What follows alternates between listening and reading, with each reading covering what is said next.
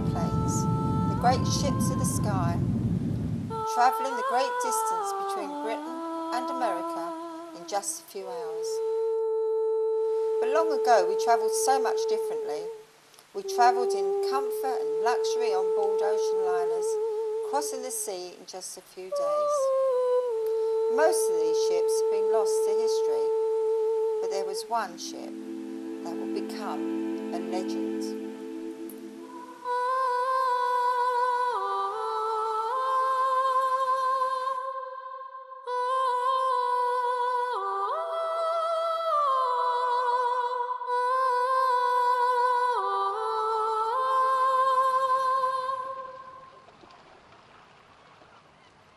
Good morning. Today I have been given the great honour of reporting to you from the maiden voyage of the safest and most luxurious ship afloat. At 882 feet long and weighing more than 46,000 tonnes, it is currently the largest ship at sea. I of course talk of the White Star Line's newest liner, the RMS Titanic.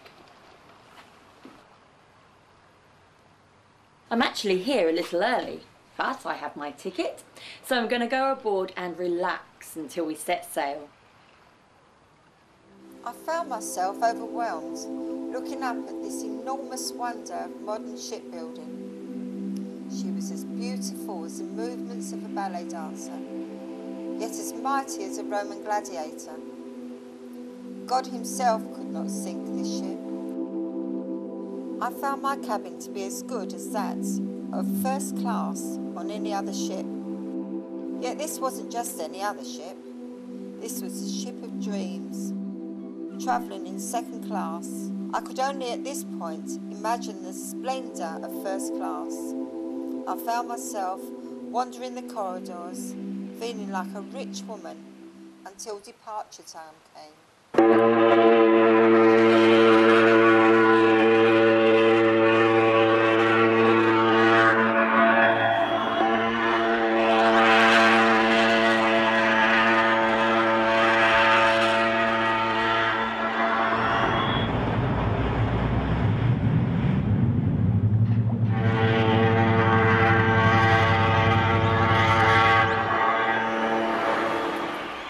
I didn't know anybody standing on the docks, yet I felt this time was my time to wave goodbye to England. For some of us, this was a journey to a new life, but for me, it was a journey of enlightenment, a chance to experience a new way of life in the land across the sea. She's got a hit! I think we had a lucky escape there. It appears that the suction from Titanic's massive propellers pulled the smaller vessel, the New York, free from her moorings and closer to us. But luckily for us, one of the tugs guiding us from port was able to get the line over the stern and avert the collision. I hope that's the only drama we have on this voyage. With the new disaster behind us, we headed to Cherbourg to pick up and drop off passengers and Queenstown, now called Cove in Ireland, where my daughter Elizabeth came on board before finally heading out to sea.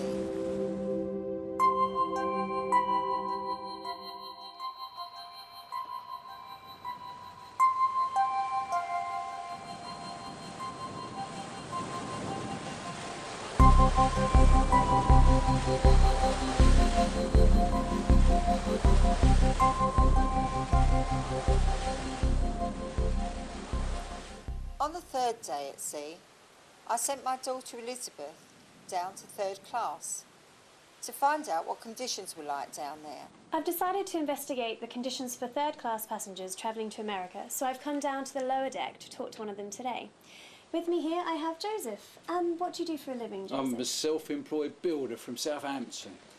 And how are you finding the trip so far? Yeah, it's pretty good. I've only seen one rat, but at least I'm getting to eat some decent grub.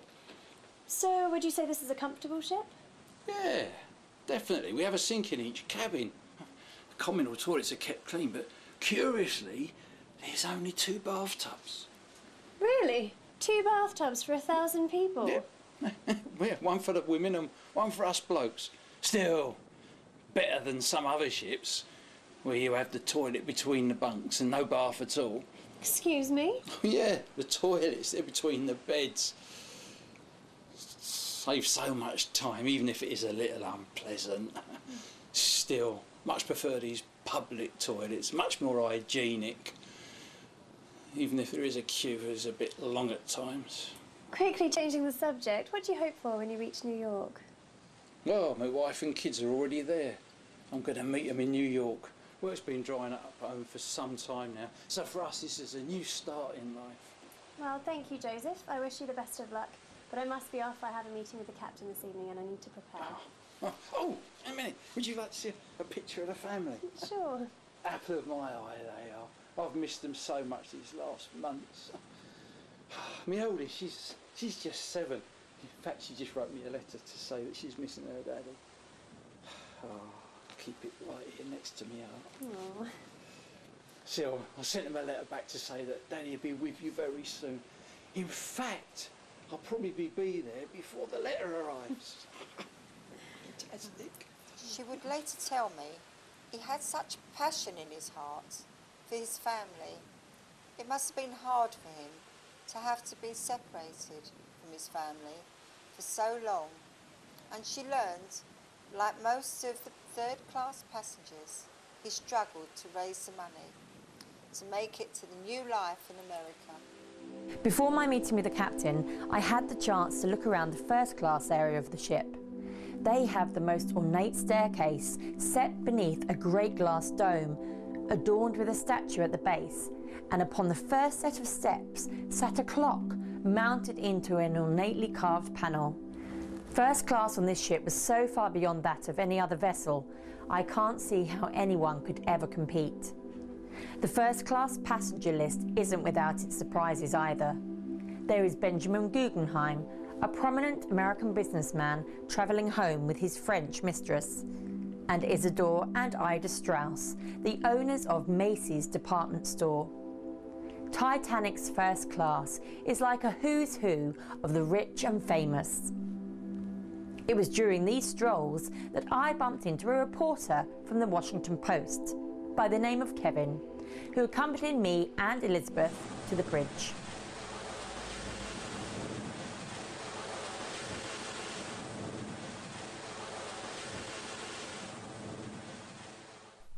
With me now I have Captain E.J. Smith, the most senior commander of White Star Lines, and Thomas Andrews, the designer of the ship, and Bruce Ismay, the owner of White Star Line. Now, Mr. Andrews, may I come to you first, please? Of course. Now, you designed the ship, but can you tell us just a little bit about it, please? I certainly can, as long as you promise not to steal my designs. Oh, I promise. I don't even know how to draw a ship, let alone build one. Well, first of the planning process of these ships was a lengthy one. We have 3 ships in this class, you know. The Olympic, the Titanic, and of course the Gigantic, which is still under construction in Belfast. Each ship designed to be bigger and more luxurious than the last. What about safety? Wasn't that a key issue in building these ships? Well, of course, safety is our #1 priority. That's why myself and Mr. Andrews built these ships to be unsinkable. well, I wouldn't put it quite like that.